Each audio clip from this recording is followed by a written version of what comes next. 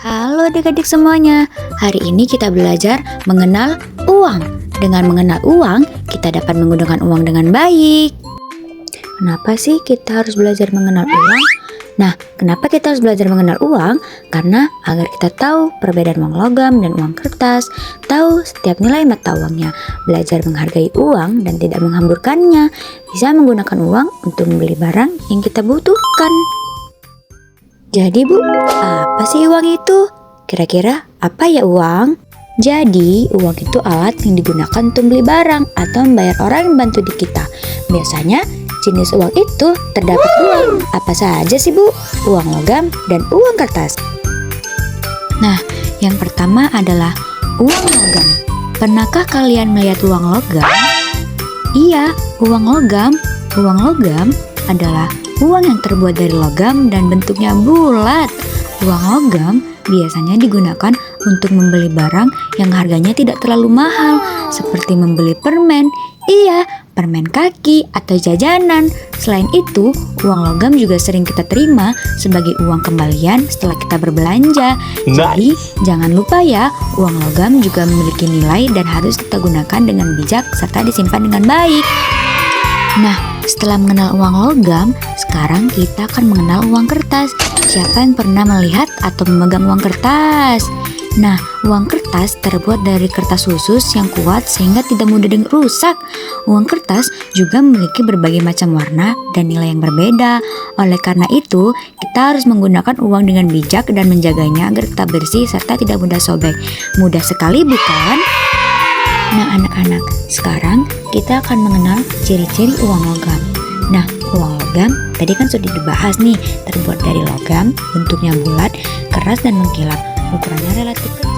Coba perhatikan gambar di layar ya. Uang logam bulat bukan? Permukaannya juga mengkilap dan ukurannya relatif kecil sekali.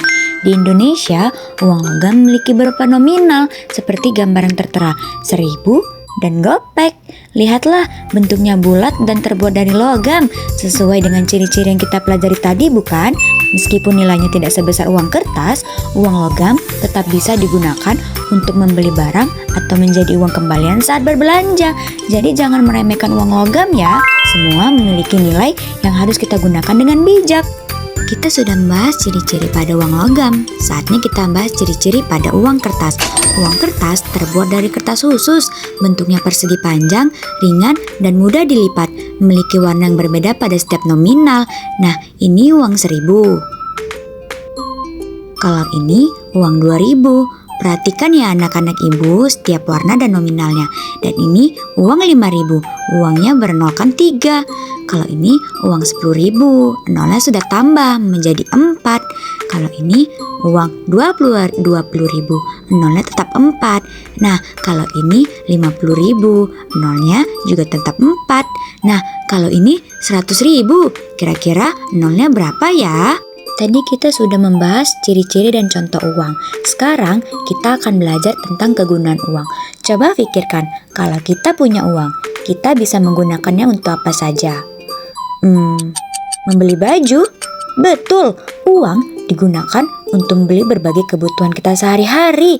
Misalnya seperti tadi, membeli baju, membeli makanan, itu kan kebutuhan kita sehari-hari. Wah, ternyata uang dimiliki banyak sekali kegunaan ya. Karena itu kita harus menggunakan uang dengan bijak, membeli barang benar-benar dibutuhkan, tidak boros, dan selalu menghargai setiap uang yang kita miliki. Nah, kita sudah belajar bersama tentang uang. Sekarang kita tahu bahwa di Indonesia ada jenis uang logam dan uang kertas.